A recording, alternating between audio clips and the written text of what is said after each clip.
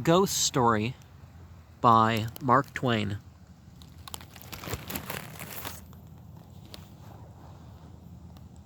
I took a large room far up Broadway in a huge old building whose upper stories had been wholly unoccupied for years until I came. The place had long been given up to dust and cobwebs, to solitude and silence. I seemed groping among the tombs and invading the privacy of the dead. That first night I climbed up to my quarters. For the first time in my life, a superstitious dread came over me. And as I turned a dark angle of the stairway, and an invisible cobweb swung its slazy woof in my face and clung there, I shuddered as one who had encountered a phantom.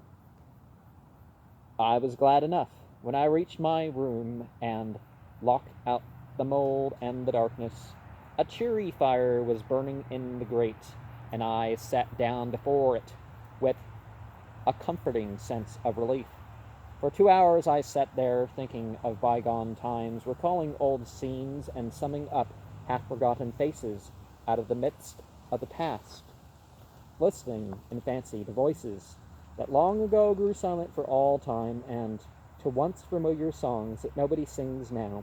And as my reverie softened down to a sadder and sadder pathos, the shrieking of the winds outside softened to a wail, the angry beating of the rain against the panes diminished to a tranquil patter, and one by one the noises in the street subsided, until the hurrying footsteps of the last belated straggler died away in the distance and left no sound behind.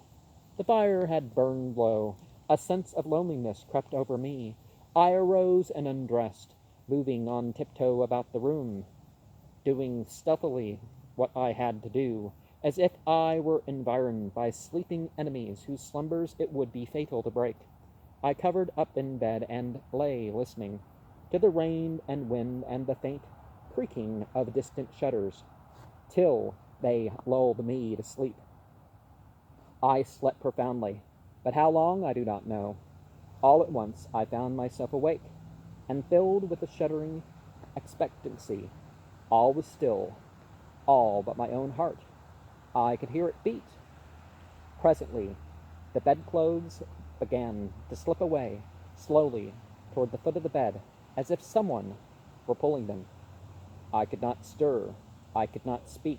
Still the blankets slipped deliberately away, till my breast was uncovered. Then, with a great effort, I seized them and drew them over my head. I waited. I listened. Waited. Once more, that steady pull began, and once more I lay, torpid, a century of dragging seconds, till my breast was naked again. At last I roused my energies and snatched the covers back to their place, and held them with a strong grip. I waited. By and by I felt a faint tug, and took a fresh grip. The tug strengthened to a steady strain. It grew stronger and stronger. My hold parted, and for the third time the blanket slid away. I groaned. An answering groan came from the foot of the bed. Beaded drops of sweat stood upon my forehead. I was more dead than alive. Presently I heard a heavy footstep in my room. The step of an elephant, it seemed to me. It was not like anything human, but it was moving from me. There was relief in that. I heard it approach the door, pass out without moving bolt or lock, and wander away among the dismal corridors, straining the floors and joists till they creaked again as it passed, and then silence reigned once more. When my excitement had calmed, I said to myself, "This is a dream, simply a hideous dream," and so I lay thinking it over until I convinced myself that it was a dream, and then a comforting laugh relaxed my lips, and I was happy again. I got up and struck a light, and when I found that the locks and bolts were just as I had left them, another soothing laugh welled in my heart and rippled from my lips. I took my pipe and lit it, and was just sitting down before the fire when down went the pipe out of my nerveless fingers. The blood forsook my cheeks, and my placid breathing was cut short with a gasp. And the ashes on the hearth, side by side with my own bare footprint, was another, so vast that in comparison mine was but an infant's. Then I had a visitor, and the elephant tread was explained.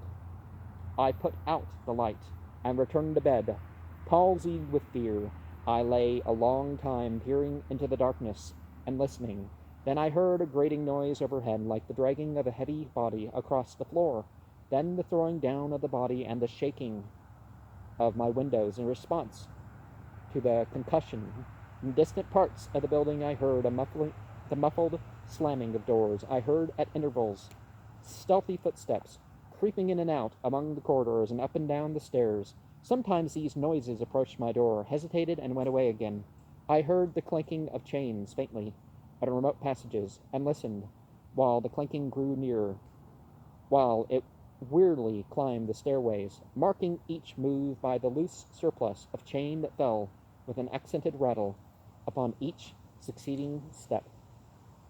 As the goblin that bore it advanced, I heard muttered sentences, half-uttered screams that seemed smothered violently, and the swish of invisible garments, the rush of invisible wings. Then I became conscious that my chamber was invaded, that I was not alone. I heard sighs and breathings about my bed, and mysterious whisperings.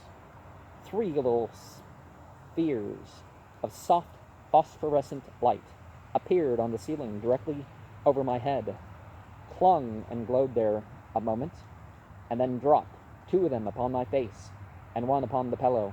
They splattered liquidly and felt warm. Intuition told me they had turned to gouts of blood as they fell. I needed no light to satisfy myself of that. Then I saw pallid faces, dimly luminous, and white uplifted hands, floating bodiless in the air, floating a moment, and then disappearing. The whispering ceased, and the voices and the sounds and the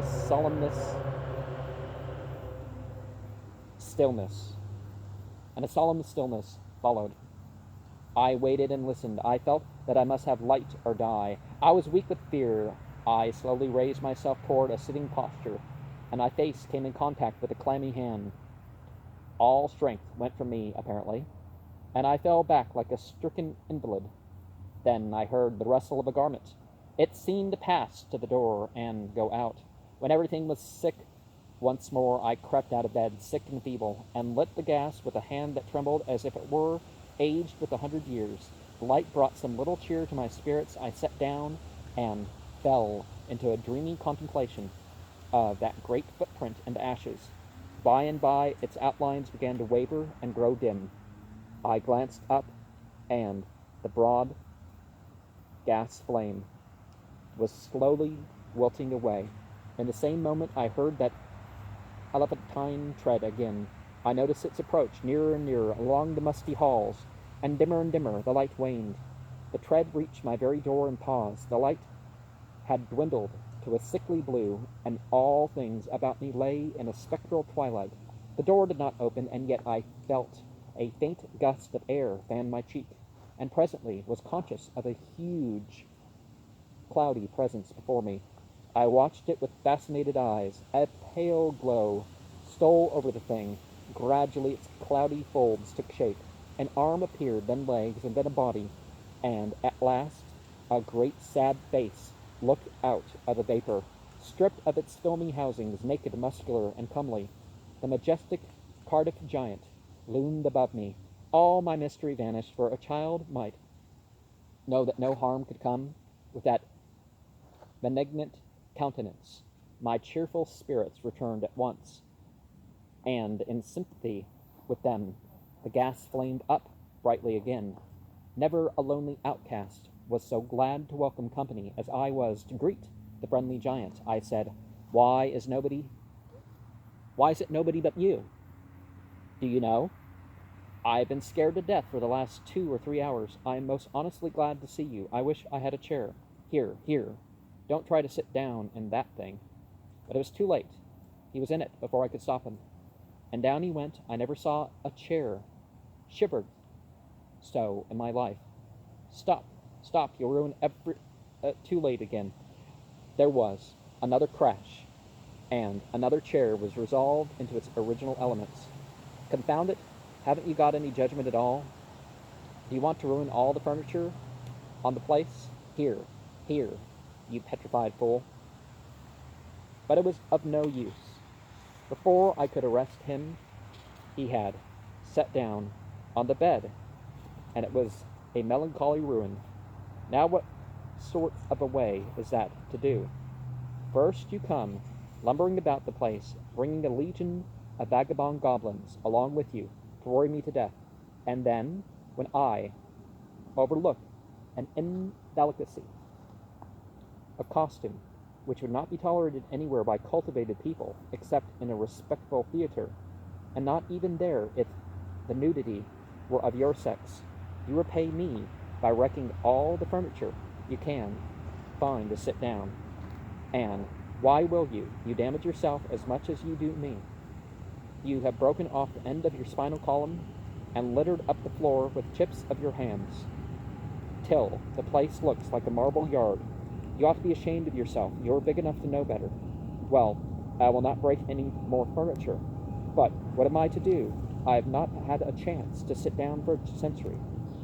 And the tears came into his eyes. Poor devil, I said. I should not have been so harsh with you. And you are an orphan too, no doubt. But sit down on the floor here. Nothing else can stand your weight, and besides, we cannot be sociable with you away up there above me. I want you down where I can perch on this high counting house, stool and gossip with you, face to face. So he sat down on the floor and lit a pipe, which I gave him, threw one of my red blankets over his shoulders, inverted my sitz bath on his head, helmet fashion, and made himself picturesque and comfortable. Then he crossed his ankles while I renewed the fire, and exposed the flat honeycombed bottoms of his prodigious feet to the grateful warmth. What is the matter with the bottom of your feet and the back of your legs, that they are gouged up so? Infernal chilblains, I caught them clear up to the back of my head, roosting out there under Newell's farm.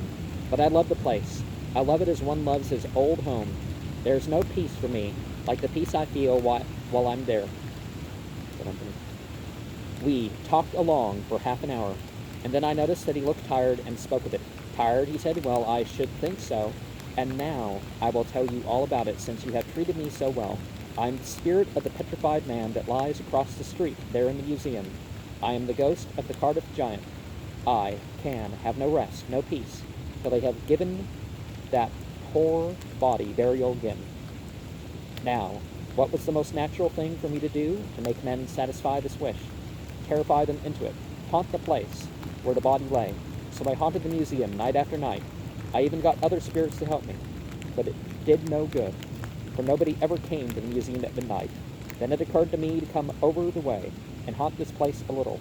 I felt that if I ever got a hearing, I must succeed, for I had the most efficient company that provision could furnish.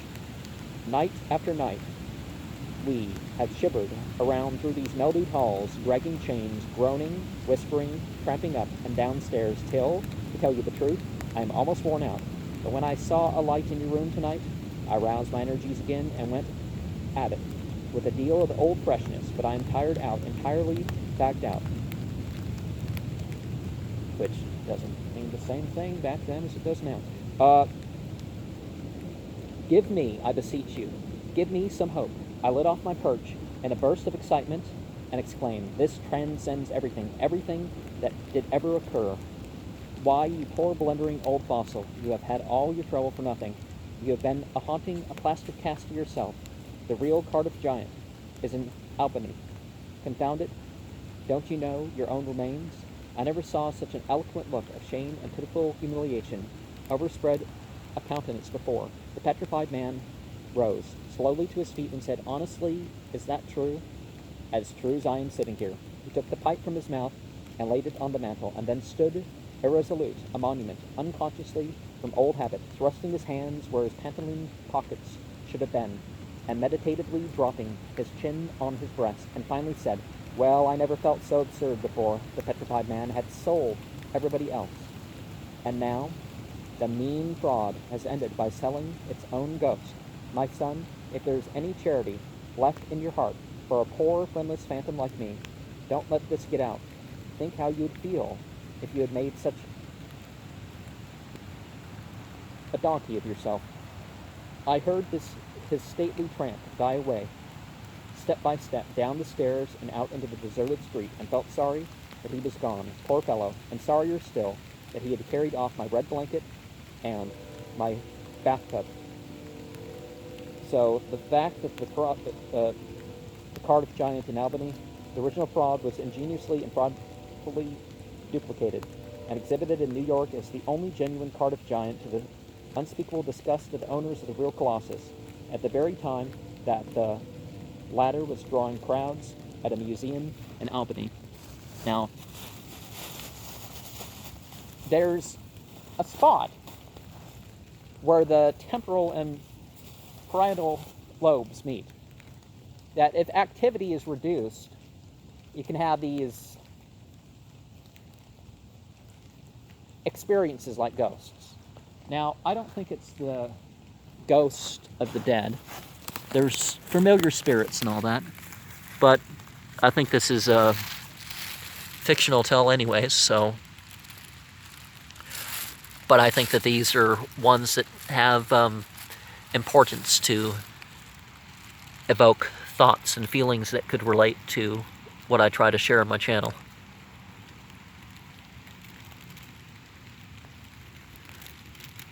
But yeah, sometimes respect for the dead, or lack thereof, could result in certain occurrences.